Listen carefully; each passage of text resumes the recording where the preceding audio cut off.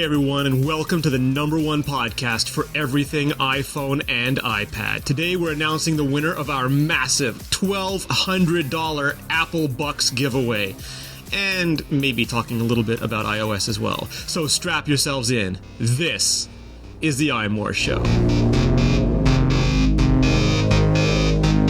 It's July 11th, 2012. I'm your host, Georgia, and this is iMore. Joining us tonight is the CIO of Nickelfish, the co-host of Iterate, Seth Clifford. Hi, Seth. Hello, Georgia. How you doing? I am doing well. Also is the editor-in-chief of iMore himself, Renee Ritchie. Hey, Georgia. Hey. Instead of asking you how you are, to be repetitive yet again, I'm going to say you look marvelous tonight. I love the lies. Keep them coming. Nice. Of course, we also have our terrific chat room, so hello everyone that dared to join us live. Nice. Dared, come on. We're giving away $1,200 in Apple Bucks. Come on, this is completely... We are giving away a huge prize, Renee, and we'll be announcing the winners. Yeah, during the show, stay tuned. Keep your eyes locked. Do not veer away. Yeah, we should have given a bonus if they were actually live for the show. Who says we won't? Well, let's first start off with all of the changes that are happening right now to iMore, our own iMore 2.0, the next iteration of iMore. Renee, can you tell us a little bit about it? Yeah, well, first I had to fight with Kevin over the name 2.0. He's like, there's not a lot of user-facing features. This is an architectural change. It shouldn't be a 2.0. And I said, no, man. I said, no, Kevin. If Apple can call Snow Leopard a new version of OS X, we can absolutely call iMore 2.0, a new version of iMore, because we changed everything about it except for most of the user-facing features. But I'd argue there are a couple nice treats in there for everybody, too. You see, I would have went the Google way and instead called it iMore Chunky, Junky, Monkey, Jelly Bean or something. Oh, but see, people would have made fun of us the way they make fun of the dessert top. What did Scott Forstall call it, Seth? A dairy product? Yeah, something about dairy product 4.0. Well, what do you think? I mean, Seth, you know about this stuff. We moved from... Originally, Phone Different was running on movable type, and then we moved to WordPress for the iPhone blog in Tippy, and now we have gone to Drupal 7. Is that worthy of a point release increment? Well, I don't know. I mean, when you advertise stuff like that, I kind of feel like I can see where Kevin's coming from, and that it's not a huge visual change for people, and unfortunately,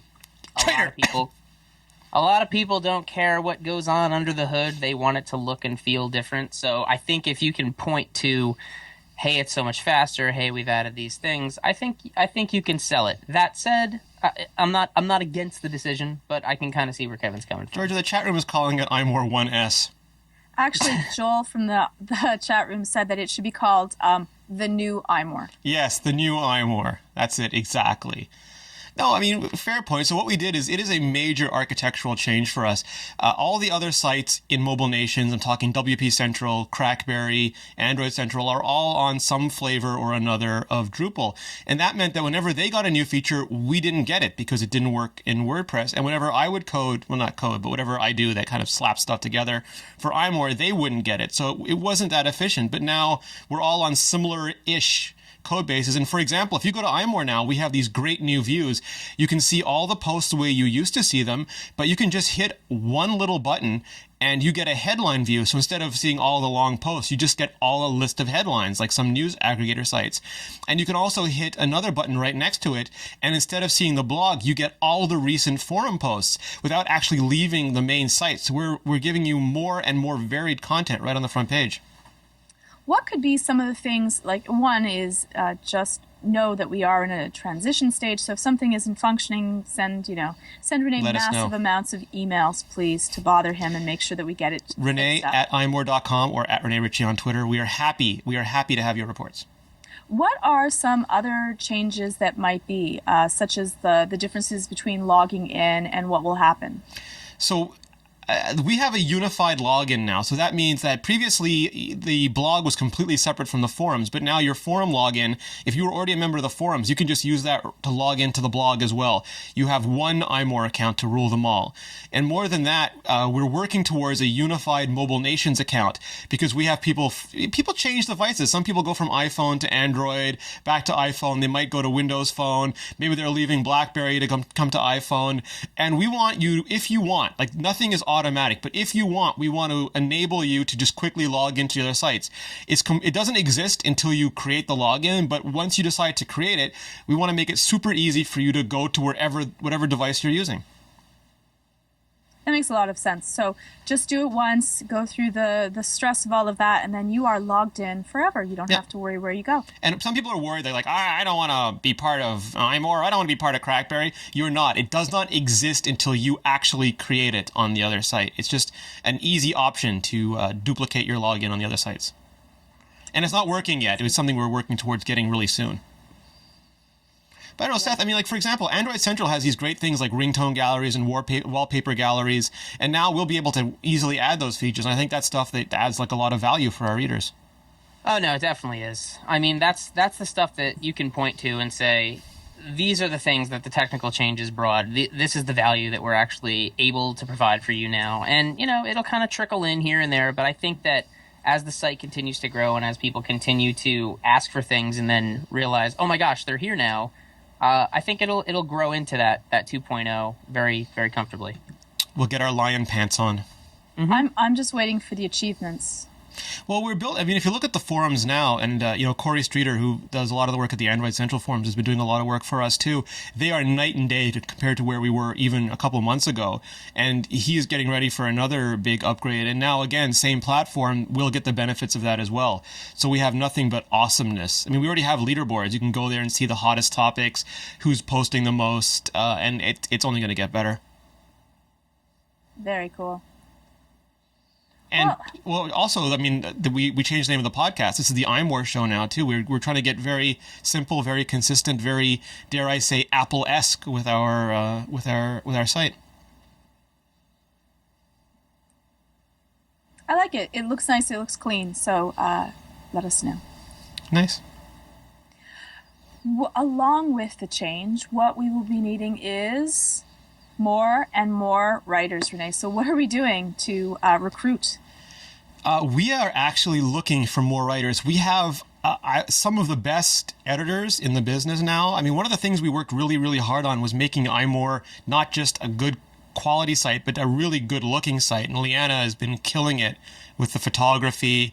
And Mr. Georgia Tippy has been killing it with the videos lately. I mean, your accessory review videos, we'll see soon, Georgia. They're just absolutely phenomenal, and we want to continue producing that content, but the people we have now are only human. They demand the ability to sleep and eat and have lives, which is irksome but understandable.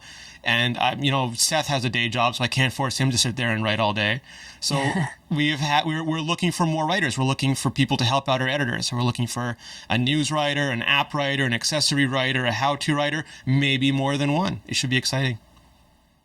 Yeah, so please go on, send it in. If you enjoy writing, if you love tech, it's a lot of fun. We're pretty fun to hang out with and chat with, so come send it in. It might be chosen for you. I have to just point out, though, to be fair, I mean, blogging is one of the best jobs in the world, and blogging about Apple is one of the best kinds of blogging, but it is work. Like, it is a job. Anyone can write a blog post, but people who can write creatively, quickly, and most importantly, consistently are very hard to find. And we're looking for superstars. Right. And it is what you're looking for, right, Renee? That you're looking for someone that's going to be consistent, that's able to follow directions properly, and to be able to, you don't have to understand the code right away, but to learn quickly, because you're doing something that has to take, you have to be able to hit deadlines. So if that is not for you, might not be the best of jobs. Like, you've written a couple posts for us, Seth. You know the kind of stuff we're looking for. Yeah, I do. And I know the iron fist with which you rule. Not hardly, but I want people to be I want when someone puts a post up to be so proud of that post, and to have the entire site just be a great experience for our readers. We don't take our readers' attention for granted. We want every post to be worthy of their attention, and we want to show them why that post deserves their attention, and that takes a lot of care and consideration. No, the couple of things that I've actually contributed, I've talked to you about, and I've worked really hard on, because I don't like to put anything online that I'm kind of heartedly throwing up there. So I have definitely felt that, being able to contribute occasionally is awesome, and it's fun, and people get into it, and people leave great comments, and it starts, awesome conversations and stuff like that. So if you are the kind of person that totally geeks out on this stuff, to an almost unhealthy degree, and you have the wherewithal to actually be consistent and write well, you should definitely throw your hat in the ring. I concur. And Georgia, you can't take it for granted. I mean, some people think that it is all upside, but you learned very palpably this week that it's the real deal. That it is. I was doing one of. Here we go. Let's show it all off. Doing a review. Here we go, everyone. Do you want to show it first, or do you want to see the review first? Let's just see the review. Okay, you ready? Never. It's gonna be hard for me to watch.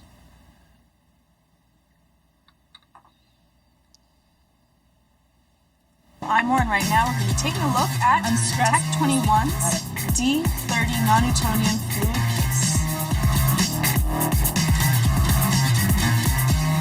So this is a silicone case, but the best part about the case is that inside of it has bands of a non-Newtonian fluid, and that makes it highly impact resistant. I love the fact that it has a large space open for the camera flash. Buttons are easy to depress. The only thing is the back area here where you charge it in. I find that some chargers don't work, and I actually have to pop the case out in order to charge my phone, which I can't stand, but it's not too bad. With your Apple chargers, you're not going to have to worry. Here is the non-Newtonian fluid, which is inside the case. The cool thing about a non-Newtonian fluid is that it's exceptionally soft and gooey, so when under impact it becomes stronger. So that's what they say that it can do, but we're going to put it to the test. This is my iPhone, and no, I don't get reimbursed, so I'm quite scared that I'm going to crack my phone and have to get a new one. But in the end, better my phone than yours. So let's see. We're going to start off with just onto the grass. Yeah, foreshadowing. I know what you're saying. Any case would probably protect it on the grass. So we're going to try the same thing on concrete. Why did it have to hit on the face? Out of all the ways that it did. Here we go. Sorry. Murphy's Law. No, damn me. And that's the actual sound. We did not enhance that sound at all.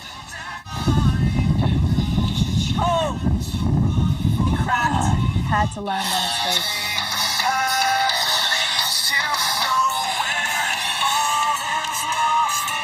Sad Georgia is sad. Well, very, very sad. I did drop it right on its face, but in the end... Yeah.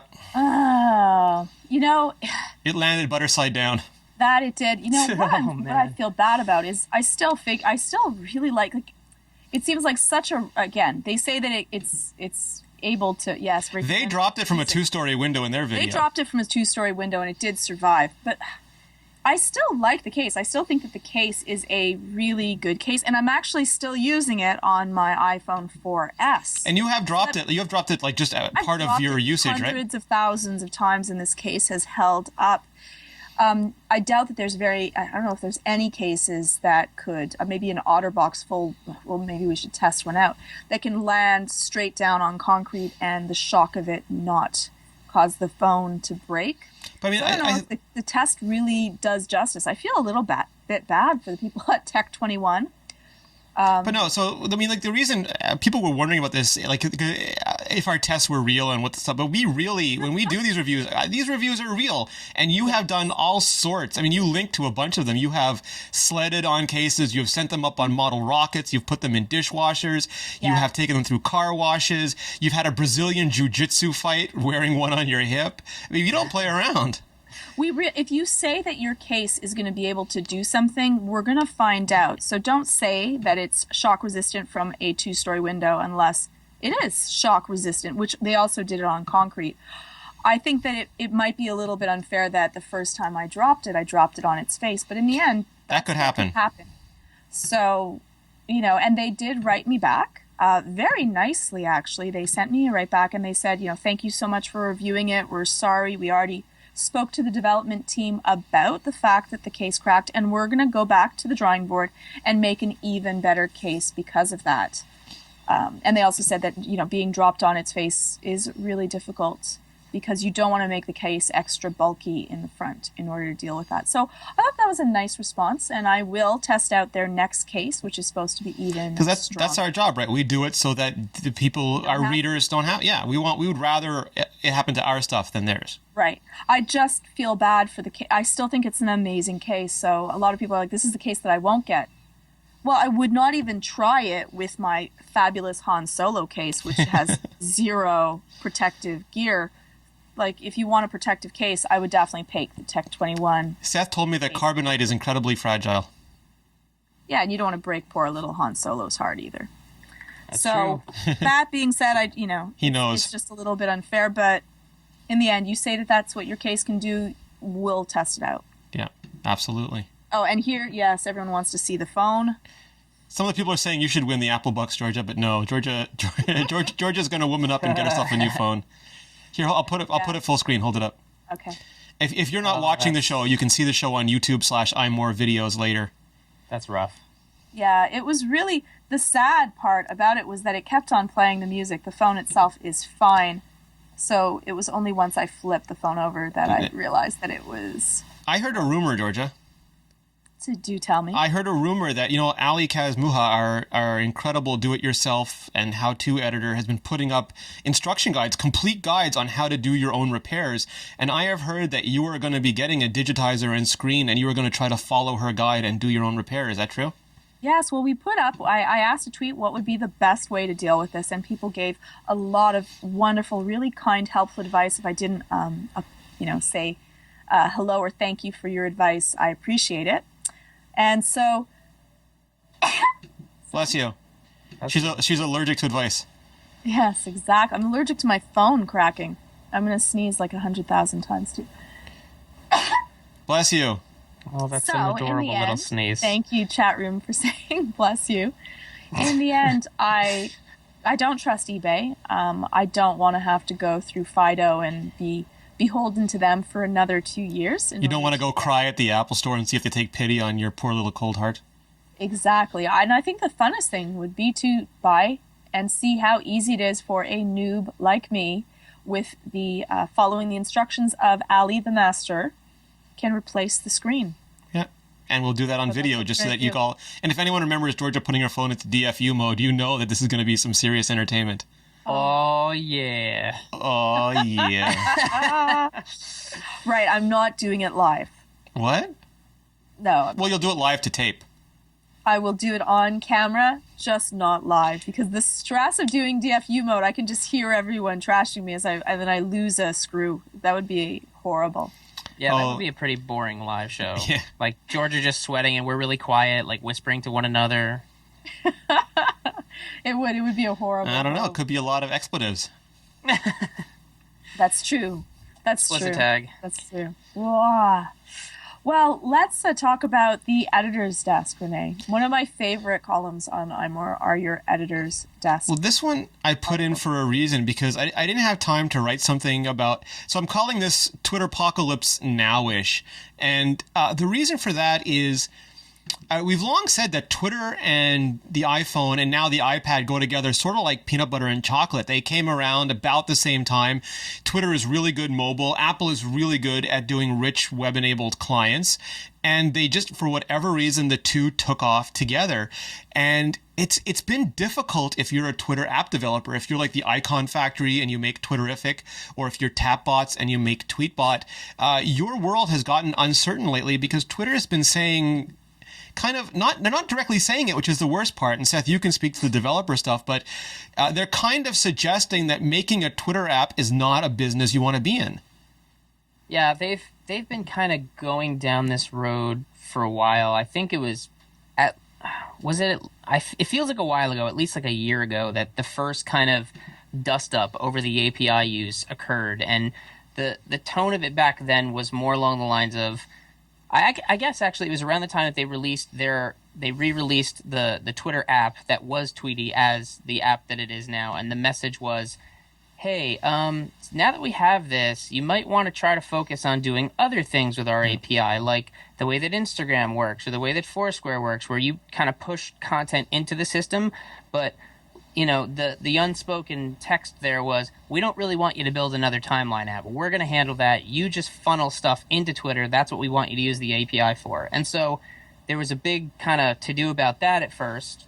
And then that kind of calmed down, and there were some blog posts from their development team, and the mood kind of shifted to, well, they're okay with it. Like, they don't really want us to do that, but it's okay. And then a couple of more prominent Twitter clients kind of allayed people's fears for a while and said, yeah, we've talked to them and they're totally cool with it, so don't worry about it. And now it seems that, I don't know if they're kind of backpedaling on that or if it's just changing again or what, but the newest feeling is that they're kind of going back to that. And this last blog post that went out basically said, hey, here are the rules for the road, and here's what we want you to do with the API, and if you want us to make an exception, let us know, but really this is what you should be doing. And so the same conversation has kind of started up again, and it's confusing because Twitter as a service was built on the backs of third-party applications. Yeah, like they developed half the stuff we use today comes from Twitterific and from users inventing retweets and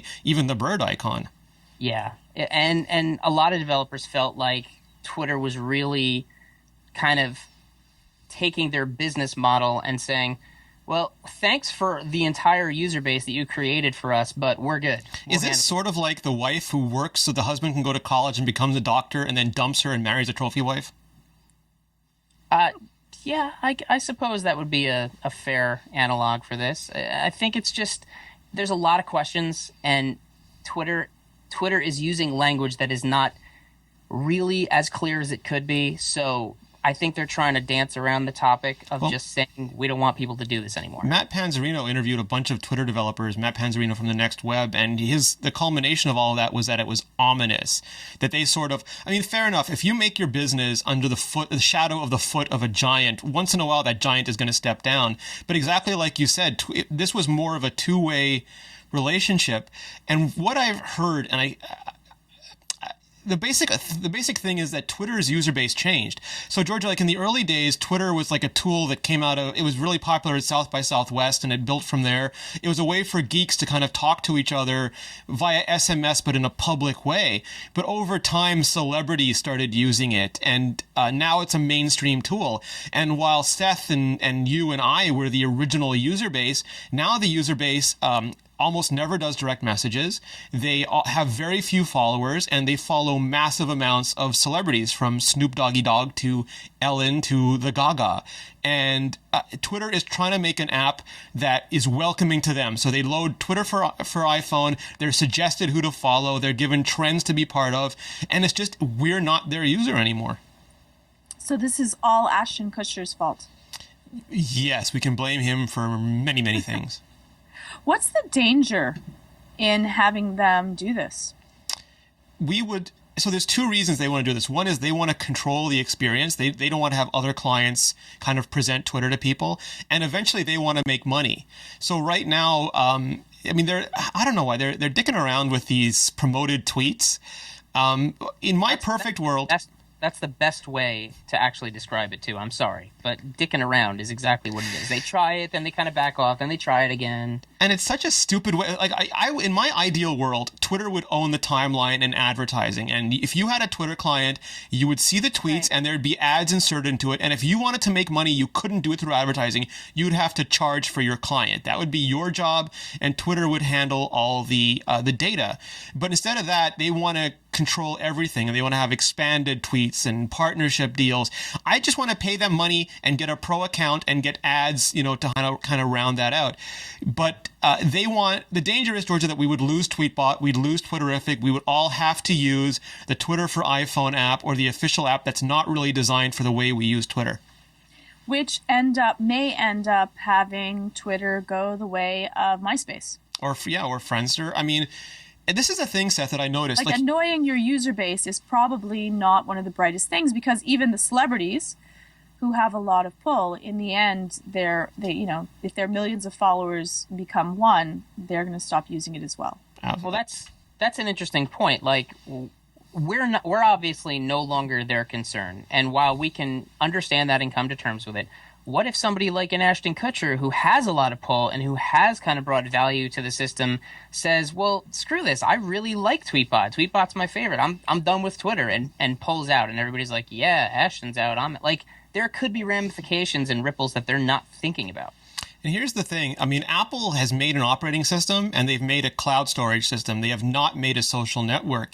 And I think one of the reasons for that is, for example, Mac has been around a decade. iOS is 7 or 8, 5-6 years. Social networks have been changing. They've gone from Friendster to MySpace to Facebook. They have not proven to be sticky. They've proven to be migratory. And Georgia, you can probably speak to group behaviors more than I can, but the danger for Twitter is that people will leave. The thing for Twitter, encouraging certain users to leave is maybe dangerous. And the more people leave, the more chance that other people will leave as well. It's one of those things that once it is the number of people that use it that make it popular. And as you slowly start losing that, it multiplies.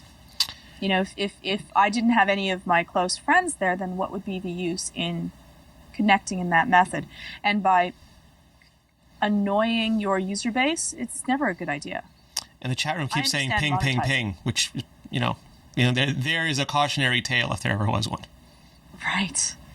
Right. Ping was a joke for a while, so. Well, but I mean, it shows that your network is only as strong as people feeling like they have friends and relatable content there. Yeah. And so Twitter, basically, to make a long story short, Twitter was a website. People made apps. Twitter bought Tweety from Lauren Brichter, which was a hell of an iPhone app, one of the first really audacious iPad apps, and a fairly decent Mac app. And they've completely changed the iPhone app, and the Mac app and the iPad app are basically abandonware now. They have not been updated. The Mac app is so bad that it no longer supports current Twitter APIs, so features just keep dying. I think Panzerino called it API rot. It no longer auto-completes. You can't close it elegantly.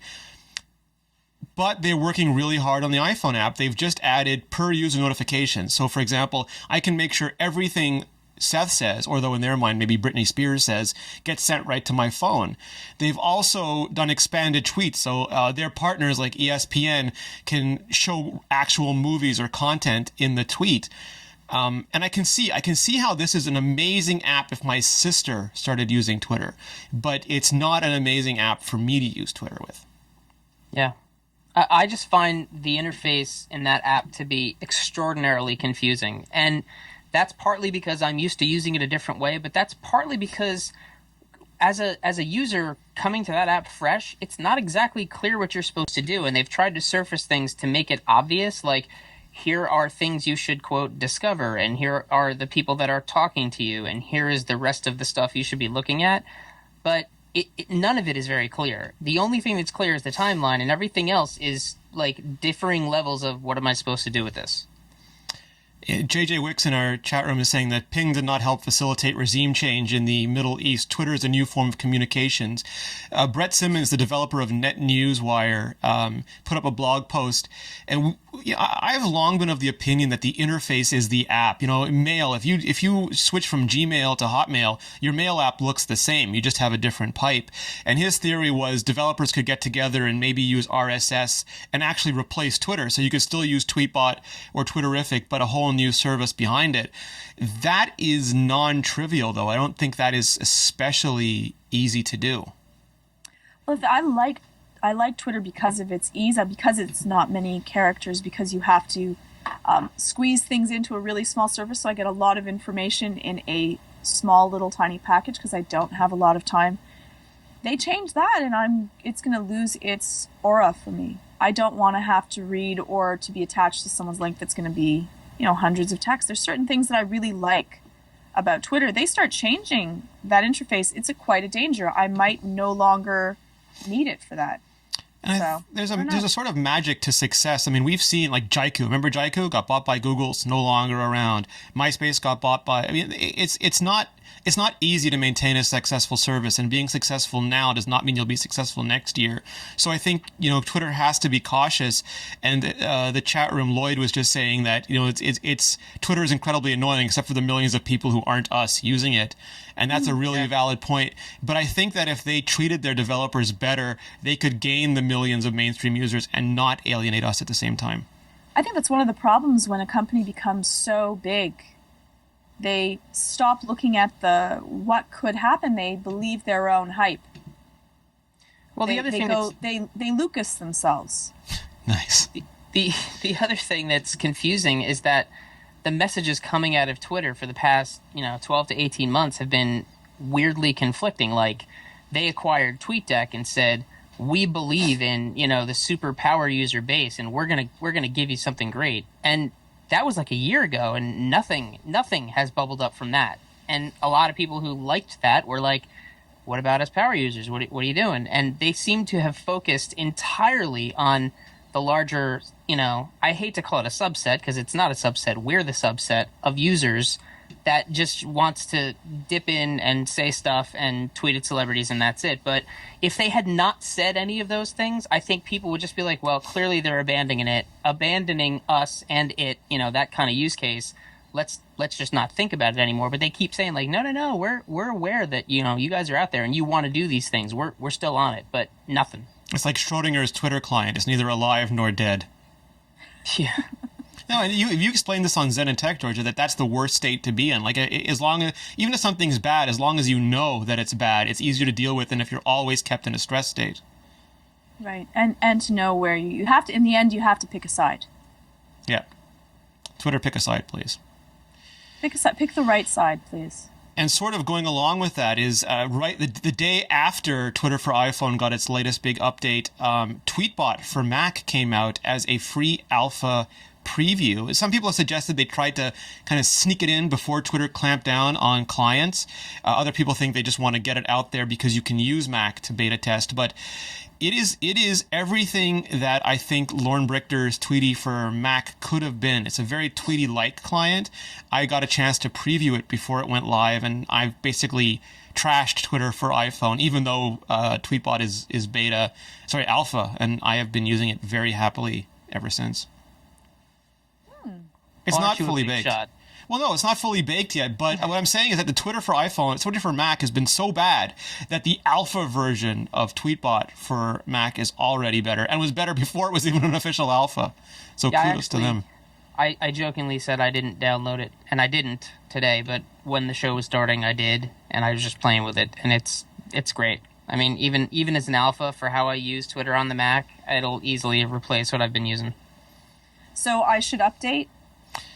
You never tweet from your Mac anyway. Yeah, you don't seem to be... I don't, yeah. But should I? I could, if I could, maybe. I don't think I would. I don't think I would use it, but I like Tweetbot as well, so I don't know. Well, maybe I would use it if I had it on my Mac. Maybe that's why I don't use it on my Mac. Ha!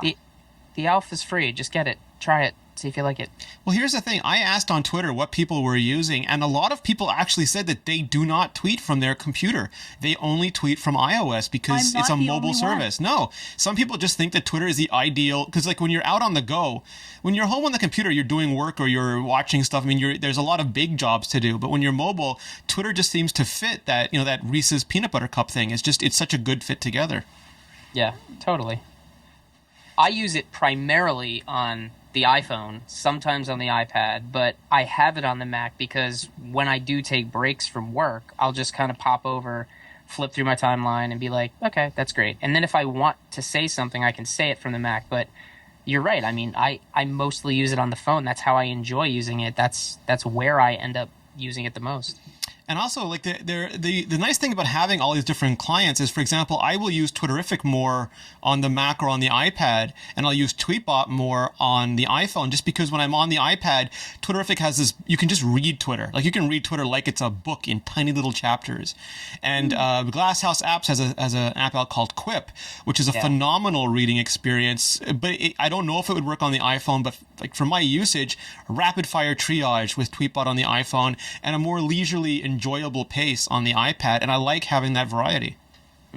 Quip is a nice app. It really is. Yep. I like the photo view where you can tap on the photos from your timeline, and it basically sorts them all out and just shows you like a big grid of all the things that people have posted. It's awesome.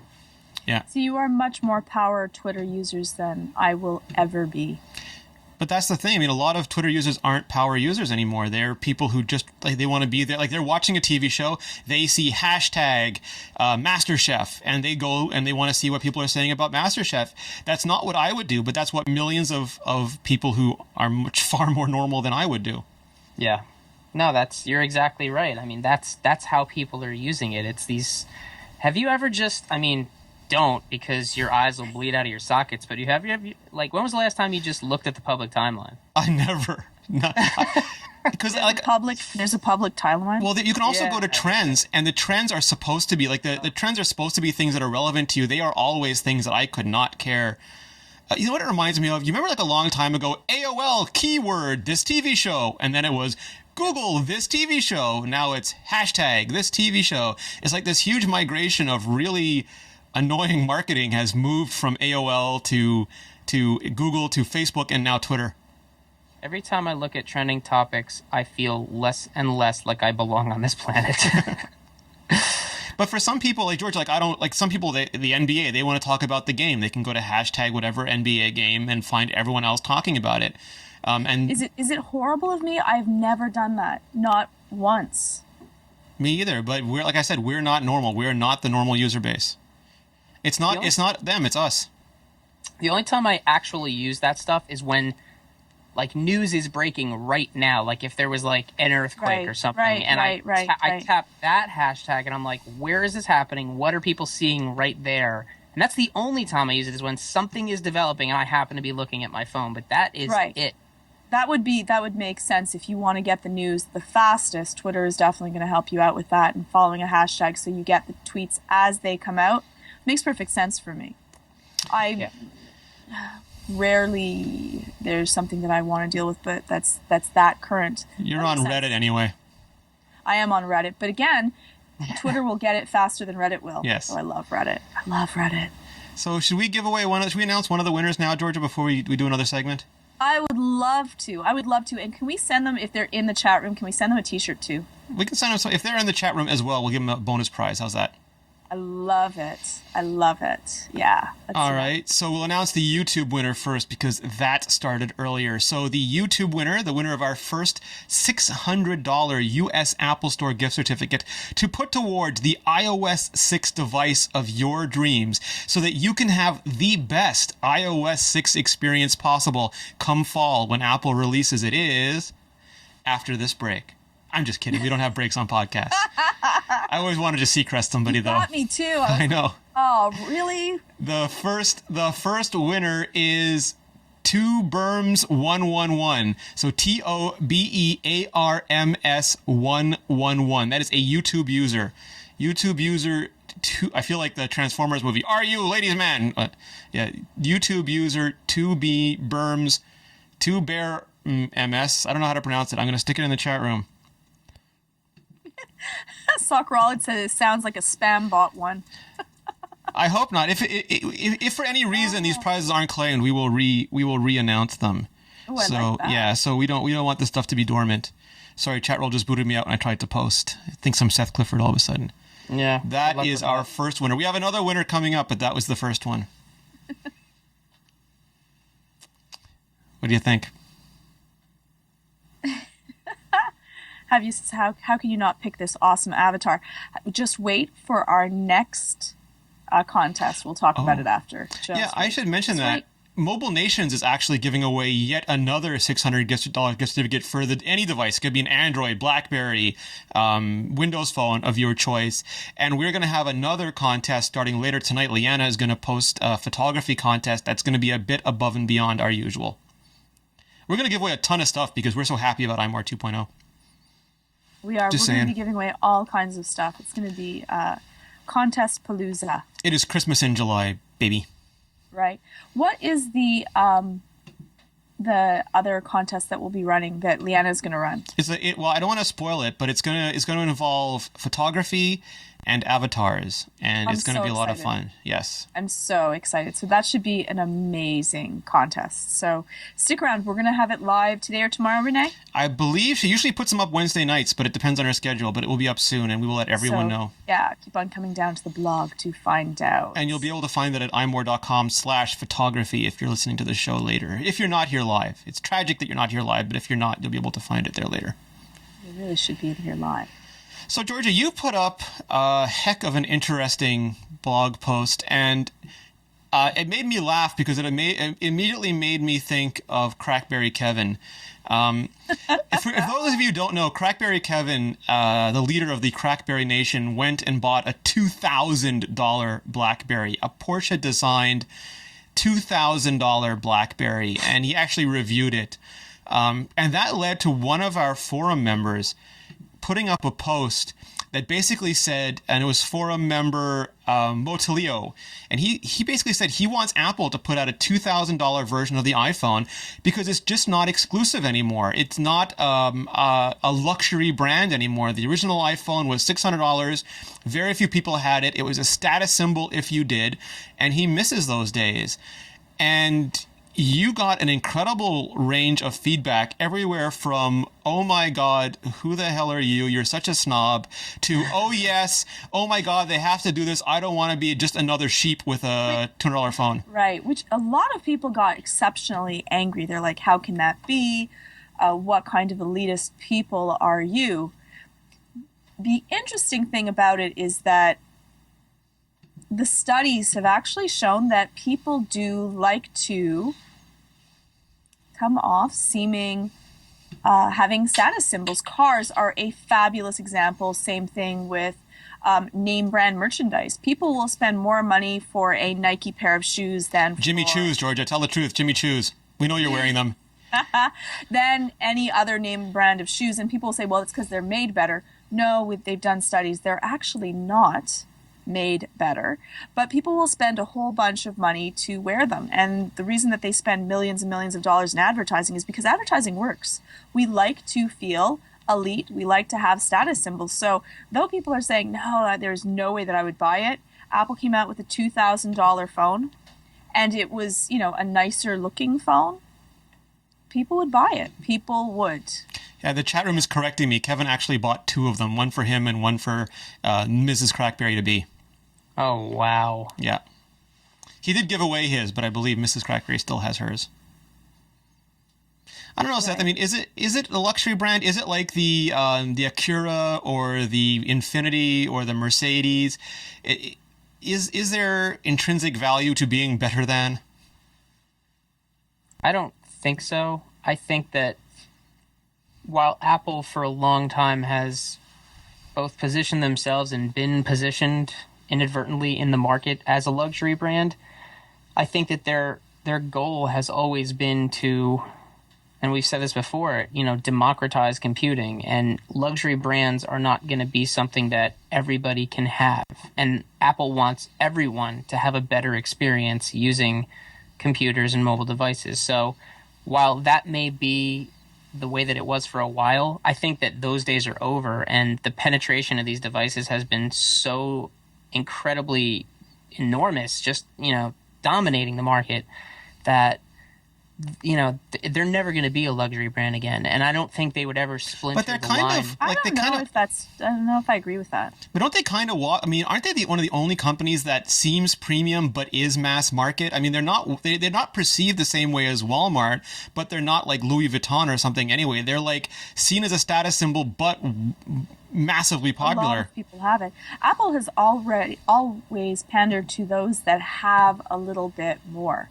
I think that if they had an iPhone that was the regular brand iPhone, and then the iPhone, I'm going to say the iPhone 2.0, as iMore is now, something that offered a little bit more, looked a little bit snazzier, was made of more durable titanium, some shatterproof material. I think that people would spend the money on that if they had the $200 iPhone and then the $500 iPhone. Well, I would buy the $500 iPhone. I don't remember if you were one of them, Georgia. If it was shatterproof. But there were some people who were really upset that the iPhone 3GS looked like the iPhone 3G and the iPhone 4S looked like the iPhone 4 because no one would know they had the new iPhone. Was that you? Hurts, Renee. That hurts. That hurts. Yeah. That hurts to the core. I was upset about it. I did want a phone that looked different. My own shallowness bothers me, but I like it. I wanted something that was different. Old broken, new hotness. And if people can't tell you have the new hotness, you might as well save the money and keep the old broken. Yes.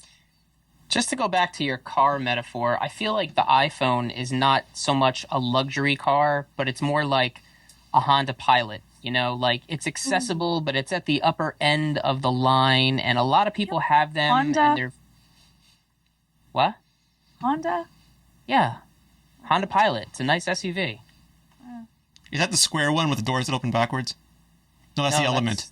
That's the Element, yeah. I don't know if we have those in Canada, Seth. I have one of those. The Pilot? No, the Element. Oh, okay. Then it's a cool car. It's a surfer's car. Yeah, I put my board on top and go. So sorry, you were saying? Nevertheless, Georgia doesn't agree with me, but the Pilot is not a cheap SUV. Like when you get it tricked out, it gets up there. Like you can pay quite a bit for it, but it's accessible. People can buy it. It's not completely like a Range Rover. Like you have to be really rich or really silly to buy it. You know what I mean? Right. And that's how it feels to me. I agree with you, Southwing, the way that you say it there, in that they want to make the largest profit margin they can. If they have something that's excessively elite, then no one's going to be able to buy it. They won't make as much money in the end. So I agree that they want something that's accessible to as many people that will pay the most amount of money for it. Yeah, I think that's very true. And Freydog in the chat room was saying that Apple doesn't want to leave an umbrella underneath them for people to swoop. I mean, that's all about the iPad Mini rumors and the old iPod strategy. They don't. One of the few ways people used to compete with Apple was by being cheap, and Apple is now in a position where they can be better and not that much more expensive, and it's interesting territory for them. They can take the whole pie. Yeah, the whole idea of an iPhone Pro, though, I mean, there are MacBook Pros, there are Mac Pros. Apple does, in their computer line, they do have the consumer brand and the high-end Pro brand, but it's not something they've done in mobile yet. No, it's not. I would love that. I would love a phone that is like this year's model, but more juiced up and awesome, but I don't think they're ever going to do that because I feel like they look at those devices and they really are like a one-size-fits-all kind of thing. And they're like, we made one device and it is perfect for everyone. It is perfect for everyone, and if you don't agree, then you're silly. Like they don't see a reason to splinter the line because they put so much effort into making the one phone to rule them all. And the computers, I feel like there's always been variety, there's always been options there. And it's just a different kind of device that people assume there's not going to be one. There's going to be a few. I can get a little more RAM in this one, or I can get a faster processor or a bigger screen. And the phone is just, I think they just see it completely differently. Yeah, and it's interesting because Apple, if anything, has been going the other direction. They've kept the iPhone 4, they've kept the iPhone 3GS at $0. The iPad Mini is rumored at $200. And just to be clear, we have not heard anything about an iPhone Pro. There's been no little birdies involved. This is just a brought on by Kevin's $2,000 BlackBerry purchase, and he also got some renderings done of a Ferrari playbook, by the way, just to show the lengths that he will take this stuff to. But it does show. I mean, there is a luxury market in a lot of things. It's just Apple is not approaching mobile that way. Yeah. Yeah. Interesting to see if they ever go that way. So would you buy one, Georgia? $2,000 iPhone? $2,000 iPhone? Well, it would depend what it offered me. It offered you the status of being one of the few people in the world that owned it. Just in that, no, I would not. All right. I'm not in that way. I'm not, though I did want to have a new iPhone. I'm not one of the people that are going out to have to buy all Nike gear or Louis Vuitton anything. Though I understand the marketing and I think that they can make beautiful products. What if it gave you a golden iMessage so that everybody you iMessaged knew that you had the BlackBerry did that. The PIN was a special number. No, it's not me. All right. Seth? Not really me. Would I buy one? Yes. Just an expensive one so people could see it? That you were that guy. Hell no. That's ridiculous. Yeah, I would have to review one for the site. For the sake of iMore and the iMore Nation, I would have to get one just to review it. But I would feel really bad about buying it, and I would probably have to end up giving it away like Kevin. Let me just add this one thing that I was thinking about as you guys were talking just now. Apple probably is looking at this as a much larger picture, and if you look at mobile in the world as a larger picture, there are countries in the world where people have mobile phones but do not have computers. And I think they're looking at this as a big long-term play, and they're not saying, hey, let's sell as many of this expensive phone as we can. I think they're looking at it the way that a lot of people should, and saying, this is not a short-term game, this is a long-term game. We need to get as many of these things out there as possible, as many people indoctrinated into the App Store, into that way of doing things, so that they're then, mentally, emotionally, physically locked in to the way we want them to do things. And the cheaper they can make it and still keep the quality that high, that just means that more people are going to jump on that. And I think they just want to completely pepper the market that way. You know what Seth just did, Georgia? He just made me think of Gene Hackman in Superman, where, empires would rise and fall, countries would ebb and flow, but land, son,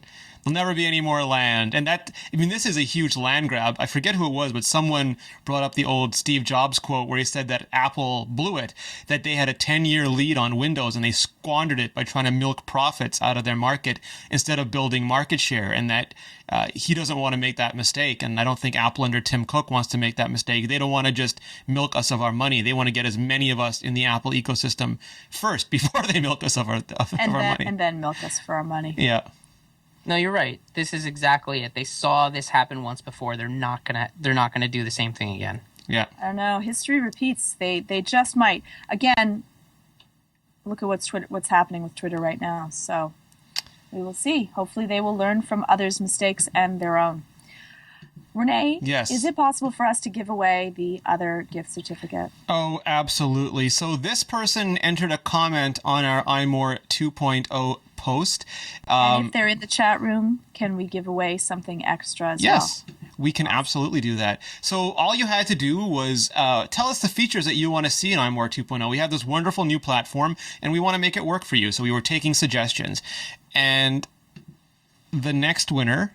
And if it's not you, don't get upset, because like I said, we're going to be giving away tons more stuff. So this is more about who's just the next winner in line, not the last winner. But it is Turbo Tiger, and there it is in the chat room. Turbo Tiger is the second winner of a $600 US Apple Store gift certificate for the iOS device of their dreams. And again, if you didn't win it, don't worry. We are going to be giving away all kinds of stuff. We're going to be giving away things to our longtime users, people that post a lot, like everything. You name it, we'll be giving something away for it. So you could win your own Seth. It'll be dinner with Seth. Oh man. You don't want that. You don't want that Scotch, Bill. Let me tell you that right now. You don't want that kind of heat. Awesome. Oh, well, I think that this show has come to an end, Renee. We will be coming on with Zen and Tech next. We'll be dealing with focusing, so please stick around for that. Yeah, And what focus is, why focus matters, and how to get better at it. Beautiful. You want to take us home? Can you please take us away? Georgia, where can we find out more about you? You can find me on Twitter at GeorgiaTIPB and also on the website www.imore.com. Seth Clifford. I'm Seth Clifford on Twitter. You can find me here and on Iterate with Renee and Mark. And if you want to see the work we do, nickelfish.com. And you can find me at Renee Ritchie. You can find me on iMore.com. You can find all of us at iMore. You can email us at podcast@imore.com, or you can leave a comment when the show goes live on the blog. Starting next week, we'll be taking your questions. So if you have a question based on this show, if you have a question in general, if you can't be here live, just leave it in the comments and we will get you answers. We can handle the truth. If you want to find all of our shows, go to mobilenations.com/shows. And in general, I just want to thank the chat room for being here. I mean, there's hundreds of people in there. They are making this show so much fun. If you see us laughing from time to time, if you hear Georgia giggling or Seth doing a hearty guffaw, it is because of something awesome that was said in the chat room. Yeah. I love the chat room. I have to say, you make the show worth doing. So, really, thanks.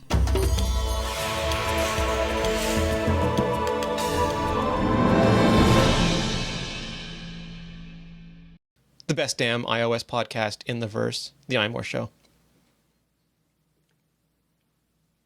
I wanted an end of line there, Seth, and you just weren't there for me. Oh, I'm sorry. I was going to throw in a shiny, but I didn't know if you wanted You can shiny. Shiny was fine. Goram it. Yeah, I didn't know if you wanted to just end it clean. Park on a dime. Yeah. Nice. Yeah, I was going to throw my mic on the ground, but I've already cracked something today, so. Yeah, given your luck, I don't think you should be Chris Rock in this at the moment.